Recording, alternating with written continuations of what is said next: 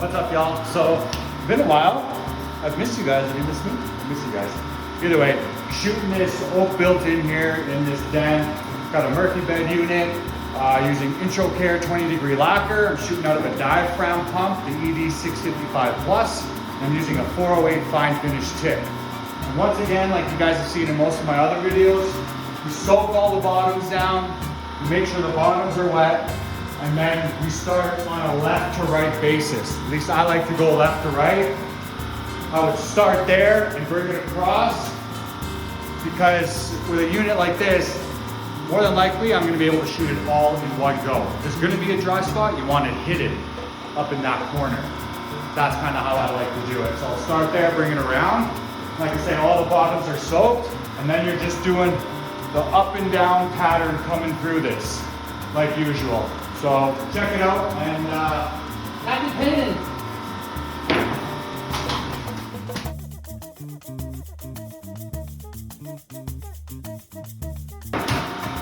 So in doing something like this, the challenge is how do you keep this wet and that wet at the same time? It's a little bit difficult, so we'll add a little bit of thinner. We don't usually use too much retarder because our climate here, it's pretty dry, so I don't need the dry time really, but that's the hard part. So it's either we finish the whole built-in and hit that on its own, or if you can go fast enough, we can hit it at the same time, right? Like I said, I'm gonna come like this and hit that as I go, but that's the part that could possibly suffer. So with the 408 tip, I can go a little bit slower. I can add a stroke or two in, and that kind of saves me some time, but it also dries a lot faster with the smaller orifice. So we'll figure that guy out on the finished coat. This is the second coat, so we buff it all.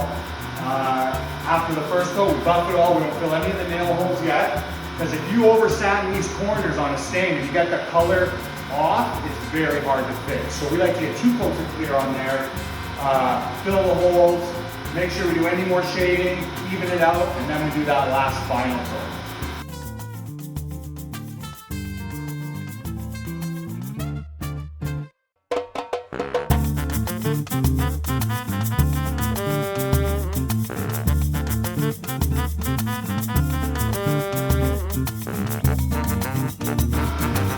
Alright, so see how long it took me to spray that box?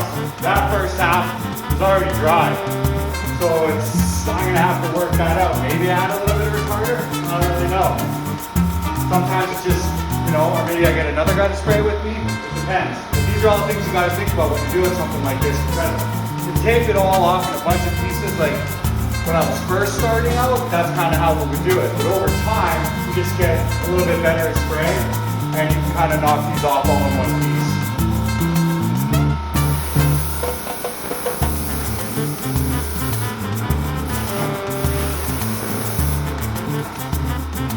Or the other option is do what I'm going to do right now, just take it all the way to the end.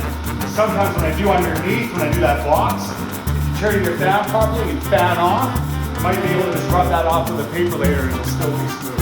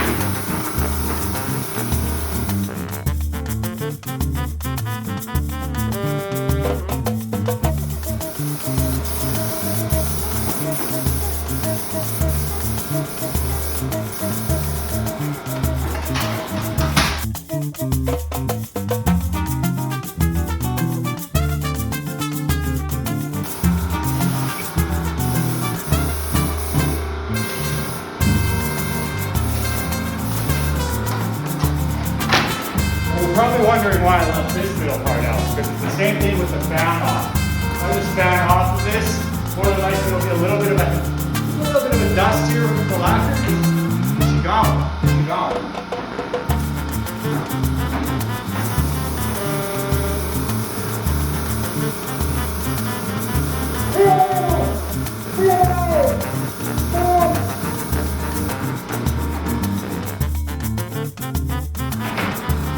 Okay, so you're probably wondering, what does he mean by fan off? Well, your fan, I shoot sideways. My fan's coming out like this. Do I want to hit it like this? No, I want to hit it like this. And that's the fan off. If I come straight across, over straight all going that way. I don't like to do it that way. So go like this.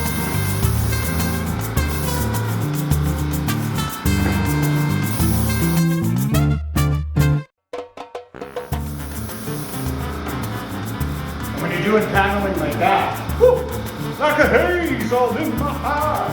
When you're doing a panel like that, what a majority of people start to do, we're falling apart over here. What a majority of people will start to do on a panel like that, they'll start to speed up. Subconsciously, they don't really realize it.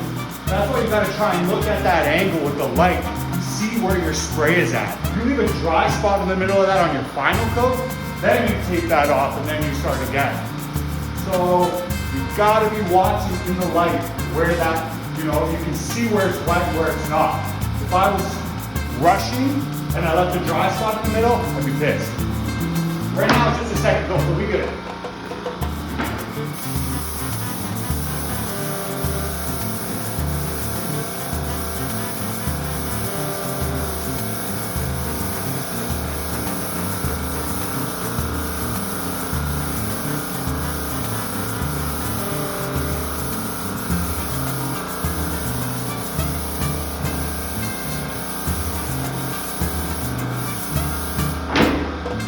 Here's another thing now. What a lot of guys would do when they get to the bottom of this, they would just keep their fan like that.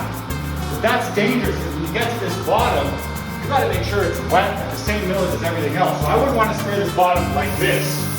I like to get facing it. So get down on your knees. If you don't like getting down on your knees, well, I don't know what to tell you. Keep your fan straight, like this. Can't do it, you turn over. Keep the fan like this, not like this. No.